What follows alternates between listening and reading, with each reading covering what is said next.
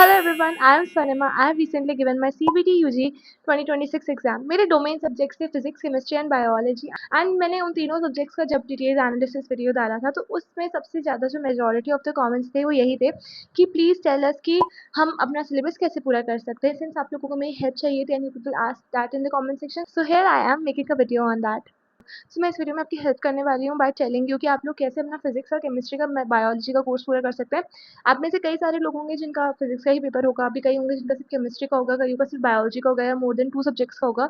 सो ये जिनकी भी कंडीशंस है, मैं आप लोगों को तीनों सब्जेक्ट के इंडिविजुअल स्ट्रैटेजीज बताने वाली हूँ। वॉच द स्ट्रैटेजीज जिस जिसका पेपर आपका अभी बचा है। For physics majority of the लोगों के यही कमेंट्स थे कि ना हम हमारे 2 दिन है बचे हैं, 5 दिन बचे हैं, हमने कुछ नहीं पढ़ा है तो क्या करें? अगर हमने कुछ नहीं पढ़ा है, सबसे पहले देखो ऐसा नहीं हो सकता कि आप में से कोई भी इस पॉइंट पे ज़ीरो पे हो, क्योंकि यार आप सबने बोर्ड एग्ज़ाम्स दिए हैं अपने-अपने, तो कुछ ना कुछ तो आता ही होगा। इट्स जस्ट आप अभी रिकॉल नहीं कर पा रहे हैं या आप सब पुराना भूल चुके हैं क्योंकि आपने रिविज़न नहीं करा था, यही कंडीशन है। तो अगर आप लोगों को कुछ याद नहीं आ रहा है पुराना, आपको रिविज़न करने का नीड है, तो ये देखो 2 कंडीशन हो सकती है। एक कि आप पीवाईक्यू प्रैक्टिस करें, व्हेन से आप पीवाईक्यू प्रैक्टिस करें, फॉर्मूलाज़ याद करें, थ्योरी और नोट्स करें, तो लोगों का पीवाईक्यू प्रैक्टिस में सबसे पहला क्वेश्चन यही आता है जब हमें कुछ आता ही नहीं तो हम प्रैक्टिस कैसे करें या फिर कहाँ से प्रैक्टिस करें। तो मैं इन सब सवालों का आपको जवाब देने वाली हूँ।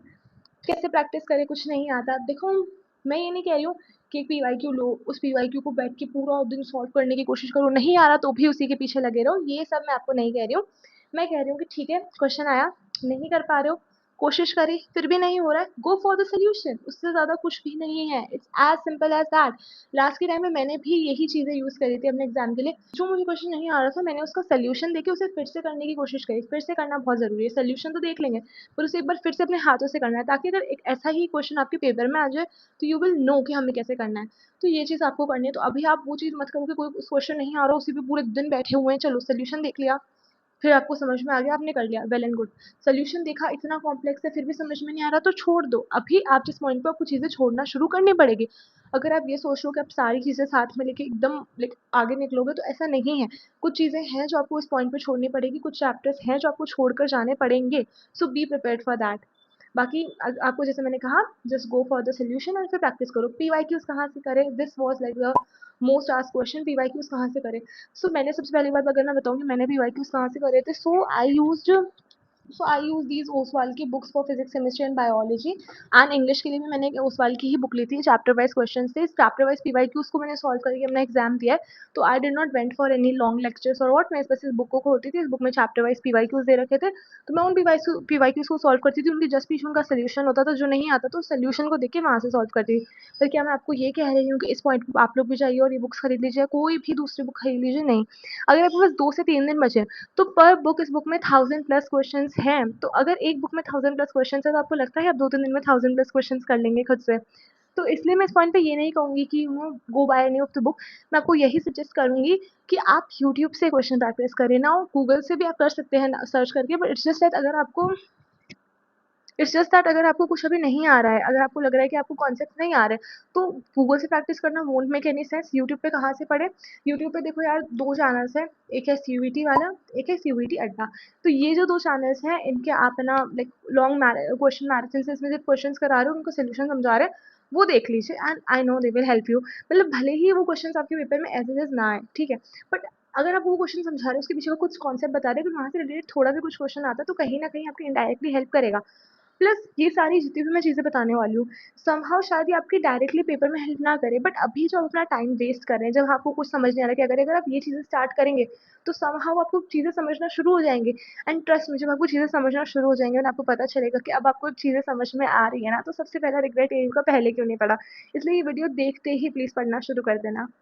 बाकी पीवाईक्यूज़ मैंने आपको बता दी कहाँ से करना है, कैसे करना है। जिन्होंने सब पढ़ लिया है, उन्हें अभी सिर्फ पीवाईक्यू और रिवीजन पे ध्यान देना है। जिन्होंने अभी कुछ नहीं पढ़ा है, नोट्स नोट्स नहीं बनाए, फॉर्मूला शीट्स नहीं बनाई फिजिक्स में, कोई बात नहीं, गूगल करो। गूगल पे तुमको हज़ारों नोट्स मिलेंगे, फॉर्मूला शीट्स मिलेगी, शॉर्ट नोट्स मिलेगा, सब मिलेगा। फॉर मी, मेरे तो बुक में शॉर्ट नोट्स वगैरह सब थे, तो आई रेड फ्रॉम देयर।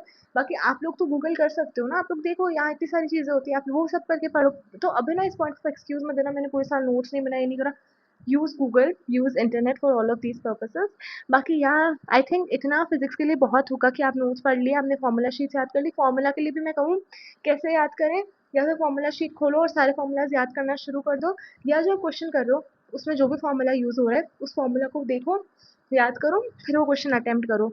तो ये जो चीज़ें हैं ये छोटी-छोटी चीज़ें होती हैं लेकिन ये बहुत ही ज़्यादा हेल्प करती है। फॉर फिज़िक्स एक और चीज़ मैं क्लियर कर दूँ कि now don't go for NCERT reading कि आप हर एक चैप्टर की एनसीईआरटी रीड करें। थोड़ा-सा टाइम हो तो एनसीईआरटी रीडिंग पे वेस्ट मत करना। तो इतना आई थिंक फिज़िक्स के लिए इनफ होगा क्योंकि अगर आपके पास ज़्यादा दिन नहीं है तो मैं इससे ज़्यादा अगर आपको हज़ारों चीज़ें बता दूँ तो आपको यूज़ नहीं आएगी। अब हमें अपने मार्क्स को ज़्यादा करने की कोशिश करनी है, तो इतनी चीज़ें आई गेस बहुत होगी। नाउ फॉर द केमिस्ट्री, सो जो केमिस्ट्री है उसका भी बहुत ज़्यादा लोगों का डाउट था कि केमिस्ट्री का पेपर आ रहा है, क्या करें, कैसे पढ़े? जैसे कि मैंने आपको अपनी प्रीवियस वीडियो में बताया था कि केमिस्ट्री का जो पेपर है वो थोड़ा मॉडरेट हो रहा है, थोड़ा-सा केमिस्ट्री का पेपर हाई जा रहा है, तो हमें क्या करना चाहिए? तो for chemistry I will recommend कि आप एनसीईआरटी को रीड करें। तो केमिस्ट्री में मैं एक चीज़ ज़रूर रिकमेंड करूँगी, एनसीईआरटी रीड करो।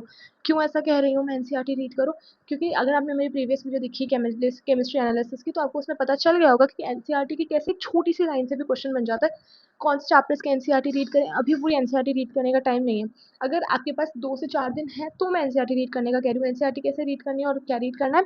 5th चैप्टर उसके एनसीईआरटी पर रीड कर लेना, 10th चैप्टर बायोमोलिक्यूल्स की रीड कर लेना, ऑर्गेनिक के जो 6 टू 8 चैप्टर्स हैं उनकी रीड कर सकते हो तो बहुत अच्छी बात होगी, बट वो इतना वास्ट है, उसमें इतनी सारी रिएक्शंस है, अभी वो रीड करना शायद उतना पॉसिबल नहीं होगा। 4th chapter, 5th chapter, 10th chapter इनकी ट्राई करना, 5th और 10th की तो स्पेसिफिकली ट्राई करना कि तुम एनसीईआरटी रीड कर पाओ। फर्स्ट, सेकंड, थर्ड में तुम अपना देख लेना कि वो फॉर्मूला बेस्ड चैप्टर्स है तो फॉर्मूला देख लेना उनका और नोट्स देख लेना। एनसीईआरटी कैसे रीड करनी है, टाइम वेस्ट होता है, आई नो बहुत ज़्यादा लाइक बड़े चैप्टर्स हैं तो उन्हें शायद रीड करने में तुम्हारा टाइम वेस्ट हो रहा हो, तो ऐसे करनी है क्योंकि अब तुम्हारे में बहुत ज़्यादा स्ट्रेस है कि अब हमारा पेपर आने ही वाला है, तो फिर एक काम करो, फ़ोन लो, 1 घंटे का टाइमर लगाओ, 1 घंटे में जल्दी-जल्दी रीड करो। मैं ये नहीं कह रही तुम जल्दी-जल्दी रीड करोगे तुमको एक-एक वर्ड समझ में आ जाएगा, नहीं, बट उनमें तुम्हें कई बार ऐसा लगा कि ये चीज़ तो मैं पहली बार पढ़ रही हूँ, तो उस चीज़ को अंडरलाइन करो, उस चीज़ को एक बार देख लो, सिंस तुम्हारे सीयूईटी में एमसीक्यू बेस्ड क्वेश्चन आएँगे, क्वेश्चन आएगा तो उसके 4 ऑप्शन होंगे, तुम उसे रिकॉल कर पाओगे उस पॉइंट पे। तो आई थिंक ये चीज़ बहुत ज़्यादा हेल्प करेगी और मैं ये जितनी भी चीज़ें बोल रही हूँ मैंने ट्राई करी है। मैं खुद 1 घंटे का टाइमर लगा के एनसीईआरटी रीड करती थी। तो ये चीज़ ज़रूर वर्क करती है।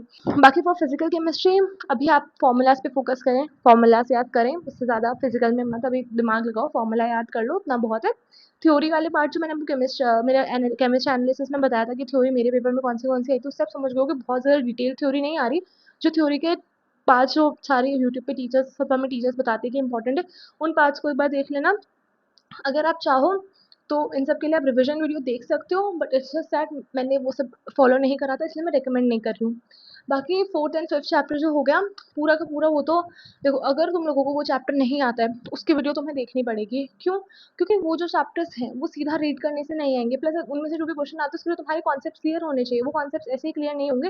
4th एंड 5th चैप्टर के लिए you can watch like complete inorganic chemistry one shot, और you can either go for in PW के विजेंद्र सर के जो लेक्चर्स हैं जो अंडर 2 आवर्स वाले लेक्चर्स हैं उन दोनों को देख लेना, मैंने वहीं से पढ़ा था by the way. Now for the organic chemistry, देखो ऑर्गेनिक में मैंने क्या किया था ना, मैं फिर से सारे के सारे डिटेल लेक्चर्स के लिए नहीं गई थी, ऑल्दो तुम्हें यूट्यूब पे वन शॉट मैराथन्स मिल जाएगी सीयूटी वाला पे, तो तुम देखना चाहो तो देख सकते हो, बट मैं उन मैराथन्स को देखने से अच्छा मैंने किया कि उनके जो क्वेश्चन प्रैक्टिस सेशंस थे, मैंने ऑर्गेनिक में क्वेश्चन प्रैक्टिस सेशंस को भी फॉलो करा है। मैंने उनके क्वेश्चन देखे, उन क्वेश्चन से रिलेटेड वो कॉन्सेप्ट समझा रहे थे, तो इससे मेरा काफ़ी फायदा हुआ था। बाकी या पीवाईक्यूज मैंने करी थी अपनी बुक से। केमिस्ट्री में अगर मैं आपको मोटा मोटा बताऊँगी आपको क्या करना है, फिजिकल के लिए न्यूमेरिकल्स करने हैं, ऑर्गेनिक के लिए अगर आपको कुछ नहीं आता तो यूट्यूब पे वन शॉट लेक्चर देखने हैं जो बहुत कम हो, लाइक अंडर 2 आवर्स वाले लेक्चर्स ही देखने हैं, सिर्फ 2 ही चैप्टर इन ऑर्गेनिक है, उनकी वीडियो अच्छी खासी, इसलिए मैं चीज़ तुम्हें रिकमेंड कर रही हूँ। ऑर्गेनिक केमिस्ट्री के लिए क्वेश्चंस प्रैक्टिस करना है, क्वेश्चन प्रैक्टिस करोगे तो कॉन्सेप्ट आ जाएगा। अब सीधा कॉन्सेप्ट पे जाने का हमारे पास समय नहीं है ऑर्गेनिक के लिए।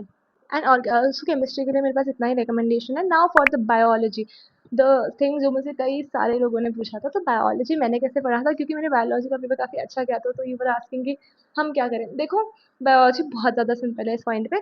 तो यार बायोलॉजी में एक चीज़ है पीवाईक्यूज, पीवाईक्यूज बहुत अच्छे रिपीट हुए थे पेपर में, मैंने क्योंकि मैंने पीवाईक्यू सॉल्व करे थे इसलिए मैं तुम्हें बता सकती हूँ कि वो रिपीट हुए थे मेरे, एटलीस्ट मेरे पेपर में हुए थे।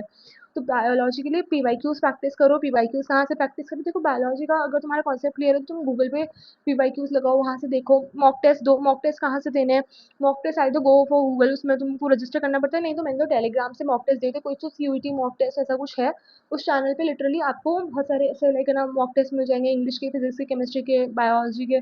तो उनमें क्या करना है, तुमको बस क्लिक करना है, टेस्ट ओपन होगा, तुमको सॉल्व करना है, एंड में वो तुम्हें लेकिन ना वहाँ पे वो भी दे देंगे कि तुम्हारे क्वेश्चन आना सही है क्या है, स्कोर दे देंगे, उसके अलावा तुम्हें एक्सप्लेनेशन भी दे देंगे, एंड ऑल फॉर फ्री, मैंने यूज़ करा है इसलिए मैं बता रही हूँ। बाकी बायोलॉजी के लिए जैसे मैंने कहा पीवाईक्यूज करने हैं, एनसीईआरटी रीड करनी है, एनसीईआरटी सारे चैप्टर्स के मत करना, एनसीईआरटी उन चैप्टर्स की करना जिनमें तुम्हें लगता है कि तुम वीक हो। बायोटेक की कर लेना, उससे क्वेश्चन बनते हैं। बायोटेक में चैप्टर 9 की एनसीईआरटी रीड करनी है।